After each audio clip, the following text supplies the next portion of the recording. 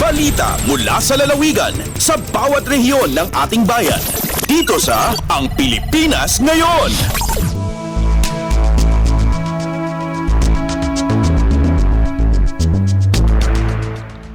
Narito na ang bugso ng ating mga regional news. Dumako muna tayo sa rehiyon ng Luzon. Mahigit 2,000 mag-aaral sa Isabela nakatanggap ng scholarship grant mula sa pamahalaang panlalawigan. Ang detalye ng balita ihahatid sa atin ni April Racho. Makabukla na 2,110 nga estudyante malipod kadagiti talo nga ili iti probinsya ti Isabela tinaipaayan ti scholarship grant iti duwang aldaw a payout ti provincial government. Indauluan mismo ni Governor Rodito Albano III ti panangiwaras ti tulong pinansyal kadagiti estudyante malipod iti ili ti Cordon, San Isidro, Caletiague, babayon ti Boji Rodito Opportunities for Education Winobro Ed. Kaadwan kadagiti nakaawat ti allowance da para iti umuna semestre ti school year 2022 to 2023 ti ili ti Etiague adumanon iti 1,469 ken naggata iti nasurok 4.5 million pesos. Nakaawat pa dagiti bro ed scholars ti may sasakwa bagas manipod metlaeng iti provincial government. Iti mensahe na impaganetget ni Governor Albano iti kinapateg ti agtultuloy a panang suportar da agingga iti panagturpos dagiti benepisyaryo. Manipod tugay Garaw City dahil ni April sa Lucon Racho para iti Radyo Pilipinas World Service. Balita mula sa lalawigan sa bawat rehiyon ng ating bayan. Dito sa Ang Pilipinas Ngayon.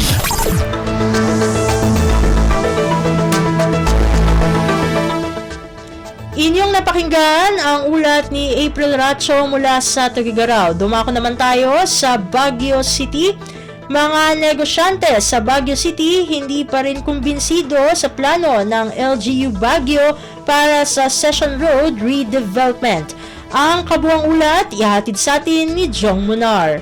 Saan pa nga kumbinsido dagiti kadwang kadagiti negosyante sa Jay Session Road mainaig iti may lunglungalong nga Session Road Redevelopment Project. May basar ti plano dagiti eksperto iti lokal gobyerno agbalin nga inclusive iti nasa nga kalsada tapno makomodar iti pedestrians, motor vehicle, cyclists kan kastamat nga adda iti padabada nga pintura ken uray pa dagiti logo ken signages dagiti aming nga pestek iti naangay nga may katlo a public consultation so magmamano kadagiti imatendar ang negosyante ti agkitakit tinasa nga redevelopment project kaputasan nga nalawag no sino dagiti nangamong iti maggastos sa pondo so magmamano kadagiti pakaseknan ket iti limitado nga panaka-repair dagiti heritage buildings karbingan dagiti negosyante ang mapagtalenaed ti logos da ken kasama iti panakosar ti mismo nga kalsada, noise pollution, panakaiputar ti lay-bay ken iti kinasigurado ti accountability ken transparency ti proyekto asan lang nga nakasentro iti aesthetics. Manipod ito Radyo Pilipinas Baguio, Jong Munar ng ipadamang para iti Radyo Pilipinas World Service.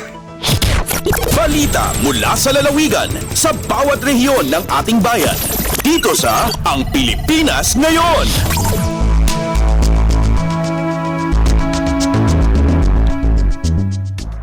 Inyong napakinggan ang ulat ni Jong Munar mula sa Baguio City. Pumunta naman tayo sa Virac. Mahahalagang batas tinalakay ng Baras MPS sa mga estudyante. Ang detalye ng balita ihahatid sa atin ni Jan Tatad. Pinagtukar kan mga kapulisanin Baras Municipal Police Station ang nagkakapirang importanteng batas sa mga estudyante kan San Miguel Elementary School sa nasabing banwaan. Kabali sa mga itinukar kan Baras MPS ang manungod sa Anti-Bullying Act of 2013, Project Ready, BIDA Program, Republic Act 9165 asin ang mga batas na nakatutok sa kamugtakan kan mga kaakian, arog kan RA 8353 o Anti-Rape Law, RA 7610 o Special Protection on Children, Cyber Laws, asin an Online Sexual Exploitation on Children o OSEC. Mauutminda sa aktibidad na ini na mabawasan ang mga kaakian na biktima kan pang-aabuso asin makataunin mga importanteng impormasyon sagkod pahiwason ang sa indang kaaraman sa mga batas na nagpuprotehir sa indang mga karapatan. Apwera digdi, hangad man kan Baras MPS na matukdoan ang mga estudyante kung painano protehiran ang sa indang mga sadiri laban sa man iba-ibang klase nin pang-aabuso sagkod kung papanuninda malilikayan ang paggamit nin ilegal na droga. Hali digdi sa Radyo Pilipinas Virac, ini si Jan Tatad para sa Radyo Pilipinas World Service. Balita mula sa lalawigan sa bawat rehiyon ng ating bayan. Dito sa Ang Pilipinas Ngayon.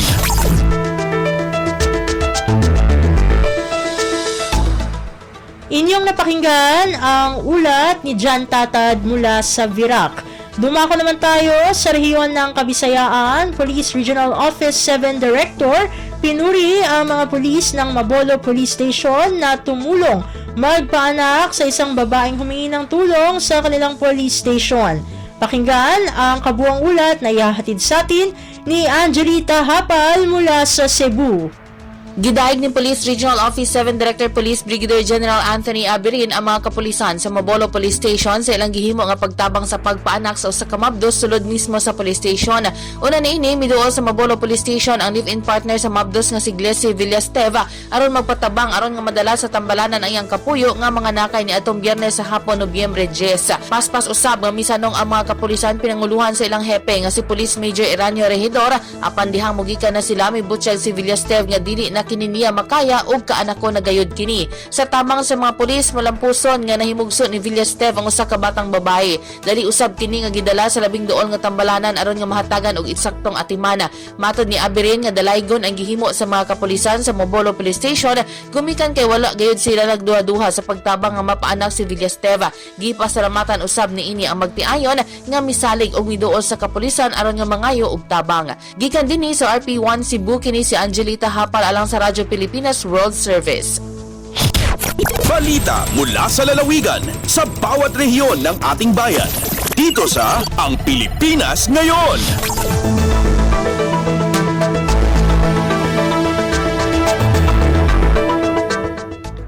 Inyong napakinggan ang ulat ni Angelita Hapal mula sa Cebu. Pumunta naman tayo sa Iloilo. 135 barangay sa Iloilo City na kumpleto na ang inventory at turnover ng mga barangay property. Narito ang detalye ng balita na ihahatid sa atin ni Emmy Santiagudo mula sa Iloilo. Natapos na ang inventory kag turnover sa mga barangay properties sa kadam-an sang mga barangay sa syudad sang Iloilo. Sa 180 ka mga barangay sa syudad, naglabot na sa 135 ang nakakumpleto sang inventory kag turnover. Sa interview sang Radyo Pilipinas Iloilo kay Oscar Lim, pinuno sang City DILG, iagin payag nga nagumpisa sila sang inventory sang Oktubre 17 kag ginalauman nga makompleto ini subong nga semana. Dugang niya nga kalabanan sa 92 nga mga newly elected barangay captains, natapos na ang inventory, lakip na ang mga dalagko nga barangay sa Kalumpang kag San Juan sa Molo kag Kalaparan sa distrito sang Arevalo. Ginapananaw naman sang DILG nga wala sang problema ang pag-turnover sa 88 ka barangay bangod re-elected ang mga barangay kapitan. Sa karon, mga barangay na lang sa distrito sang city proper ang wala nakakompleto sang inventory kag turnover sang mga barangay properties. Nagpanugyan si Lim sa mga incoming barangay officials nga pangitaon lang ang mga nalista nga propiedad kag hindi na magpatama kay strikto sa pagpangita sang mga gamit. Samtang ang mga propiedad nga hindi na mahimo magamit, kinahanglan markahan nga unserviceable agud hindi na pagpangitaon. Ang mga outgoing barangay officials nga hindi maka-turn over sang husto sa mga barangay properties, mahimo mapasakan sang kaso sang magapungko nga elected barangay officials. Mula sa RP Iloilo, ito si Emerald Santiagudo para sa Radyo Pilipinas World Service. Balita mula sa lalawigan sa bawat rehiyon ng ating bayan. Dito sa Ang Pilipinas Ngayon.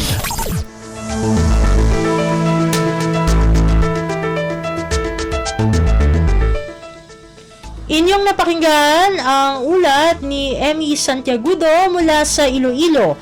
Dumako naman tayo sa rehiyon ng Mindanao.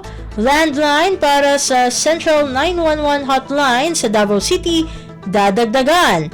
Ang kabuang ulat, ihahatid sa atin ni Sheila Lisondra mula sa Davao.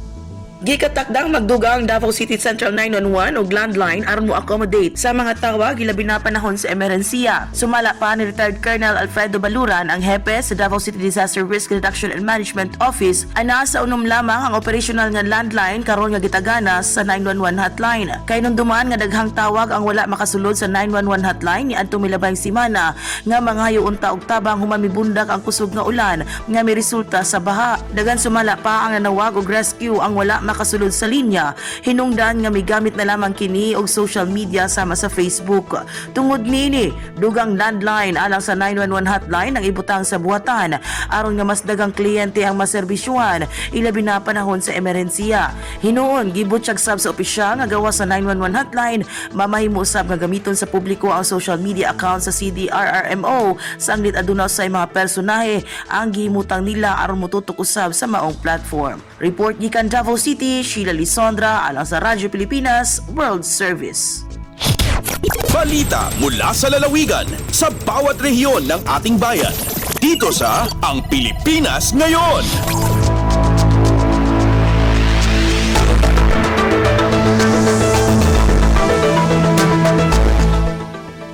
Inyong napakinggan ang ulat ni Sheila Lisondra mula sa Davao.